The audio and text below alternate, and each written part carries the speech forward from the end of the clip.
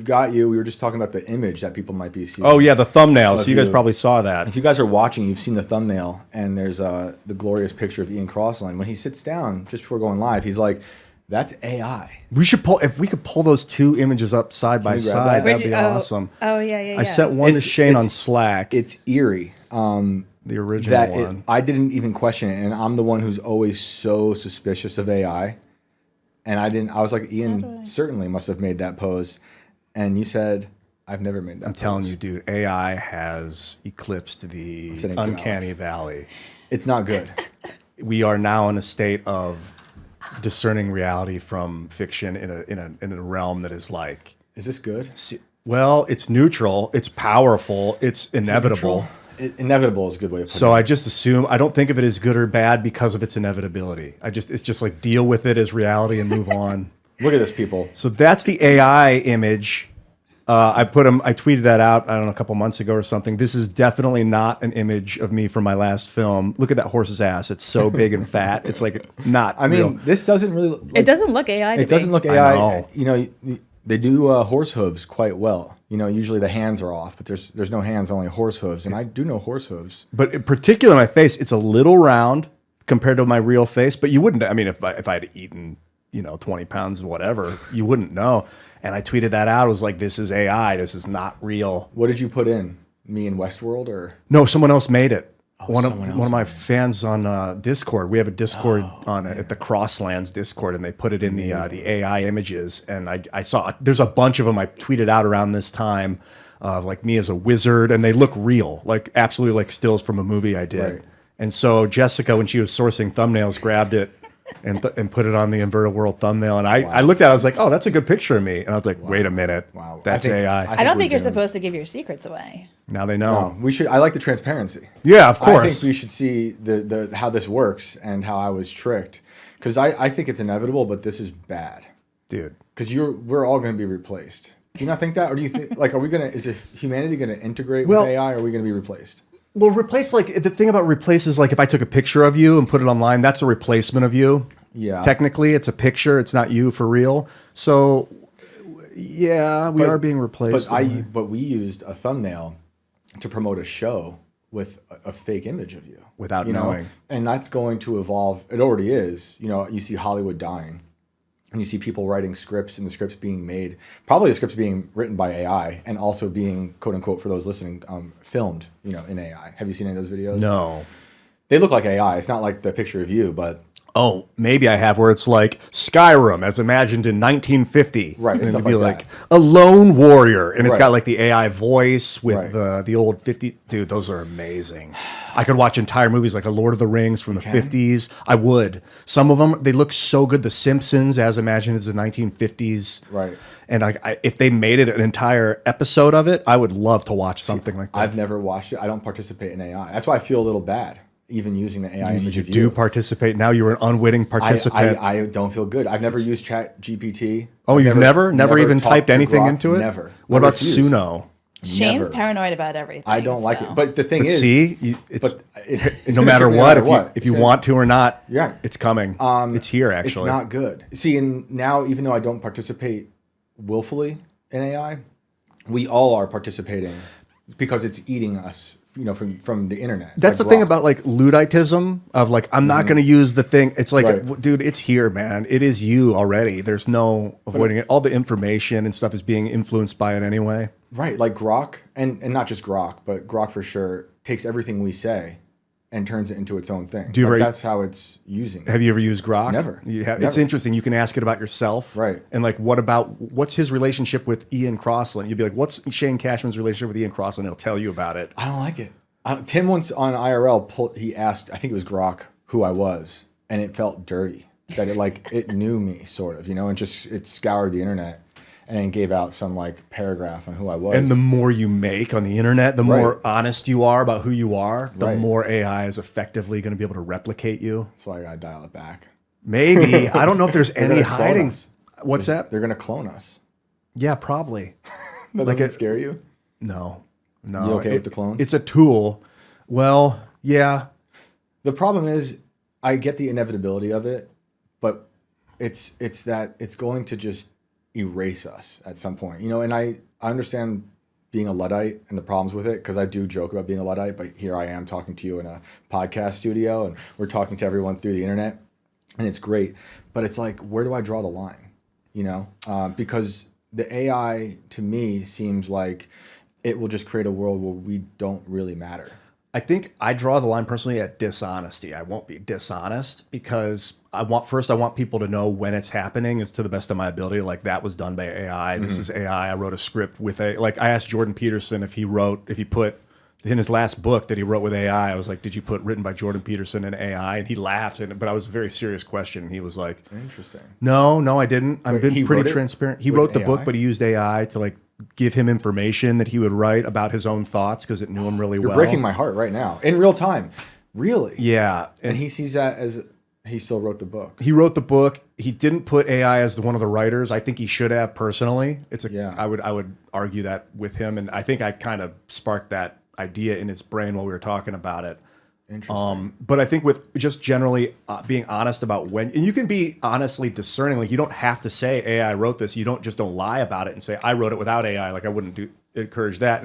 But I think it's important to be proactively transparent with when you're using it, and also just being honest about who you are, because the AI is going to replicate that version of you. So you might as well make the most honest version. And I see it being a fun tool for people. Like, I, as much as I don't like AI. And I don't want to use it for own personal reasons, in terms of I'm already lazy when it comes to writing. I write every day. I still think I'm lazy, but I put a lot of effort into it. And I feel like using AI would make me lazier, and then maybe rely on it. Like people taking a drug that they feel like they have to keep taking to enhance whatever performance, whether it's sports or art.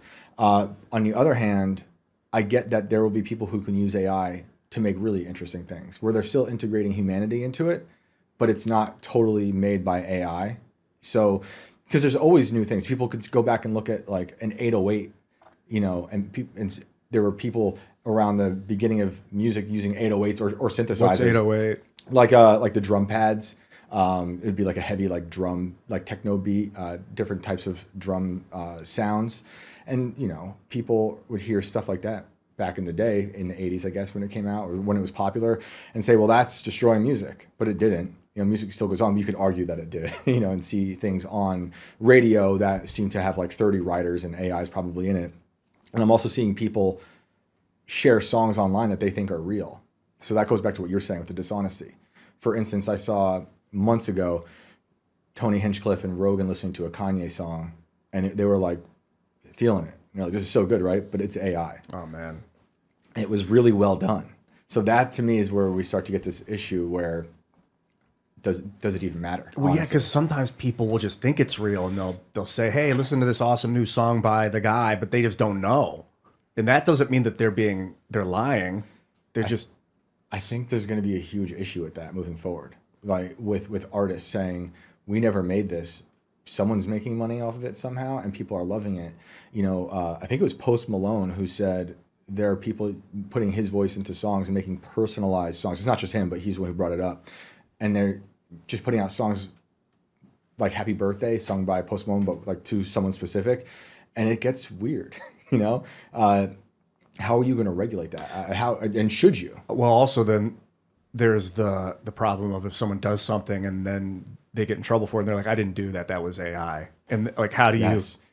Dude, remember how many years ago was it when these guys around here made your voice AI? But can't you put video through an AI, like a website or something that tells you what is AI and not? I don't trust those. I don't know. And I bet supposedly you can, supposedly, of course, and then it keeps getting better. It's like encryption and encryption cracking, and then you make better encryption, and then you make an encryption hacker that can break the encryption. And the same thing with AI detection. AI will be so good that the machine won't be able to detect it for a period, and then they'll make a better detector. Then they'll make a better AI to outsmart the detector. So you can never. It's like a lie detector test. You never truly rely on one of those things, but that is a good tool to be able to have at least some potential. But if people start to rely on those things as 100% detection methods, that's probably a problem. Well, there may not be another way. What else? Well, as a person who doesn't trust AI, I don't trust the AI to tell me it's AI or not.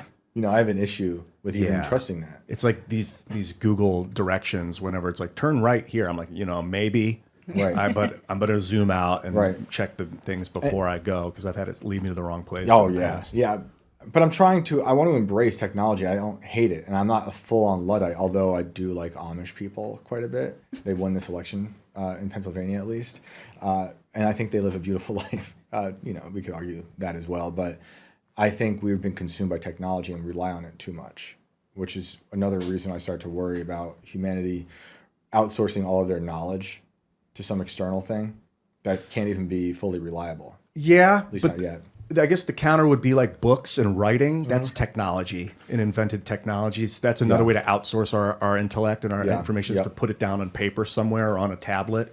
And a guitar, that's a technology. For sure. That at some point people were like, how dare he do some unnatural sound? Why doesn't he use his body for that? And it's like, well, I have this tool I can outsource my abilities to now. Yeah. So I'm all about it personally. That's good. I've noticed that there's not that we're almost the same age, but people who are much younger than us have no problem with it. I've noticed. And maybe because they've inherited a world where it's more prevalent, so it's not as weird to them. Whereas I did grow up on a farm in the middle of nowhere I didn't have a computer until I was 20. Everyone else did, but we didn't. I didn't have air conditioning. I didn't have anything really. I had a TV, an old Magnavox, looked like a giant coffin on the entertainment stand. But big one. yeah, a real big one. But so that's also my own personal issues of distrust and not having technology and learning to use computers way later than everyone else. So I got to work that out. I think I would be willing to put my brain into a neural netted matrix just to coexist because I think it's coming anyway. And as you said, the young kids are going to accept it as face value. Whatever reality is when they wake up, their consciousness dawns, they're going to be like, this is reality. So I fully embrace everything about it and we'll use it. That's what we do as humans. We're adapt to our current surroundings. So someone's going to need to get in there into the matrix and maintain order and stability and goodness in that system. Otherwise, weird forces are going to tweak and bend the minds of those that use it. So I feel like it's like a duty almost. Who can we trust to run such a thing? Only ourselves. The community, a community of people, the same way we trust the community of people to govern in the United States. Right. Decentralized, localized governance. For that to work, it have to be a smaller groups within the neural net to run it because too many people with smaller governance in charge of a consciousness inside of a neural net you can easily manipulate that. Yeah. Localized nodes, similar to how we have cities or in towns that govern themselves within states, within countries, or within world. I think this is the future. So decentralized nodal governance within the matrix. See, I'm not going to be part of that world. Well, you're going to be part of it whether you're in it or you not. may not have a choice. I'm not. Just roll with the punches. Because you're talking about a Neuralink situation, you're okay with taking the implant and then. So you're not. It would be I would be more into the wireless connectivity. I don't want to wire anything. How does that work? It'll eventually be neuromagnetic feedback where you just have a radio frequency. Basically, you're seeing it in your memory. Okay, so you're not entering it through a brain chip. It just seems too risky to plug my brain and drill in without people that are paralyzed. I get it. Mm-hmm. It's what the opportunity cost of what if it goes wrong? What if the implant goes defective? Right. But for me, I'm super healthy, so I don't want to twist my brain with cords right now. Right. That I get the temporary or the short-term fixes with Neuralink and how it can cure seizures. Supposedly it's going to cure epilepsy. It's going to give people sight again, hearing again. We got Nolan Arbo. I forgot how his last name is spelled. Arbo. He's the first Neuralink patient, and he's paraplegic. I messaged him a few times on Twitter, and it was crazy to think that this guy is just using his brain chip to message me. It didn't even dawn on me at first, even though I'm obviously messaging him about Neuralink, and he's a paraplegic. But I'm it took a few messages to understand that. That's insane.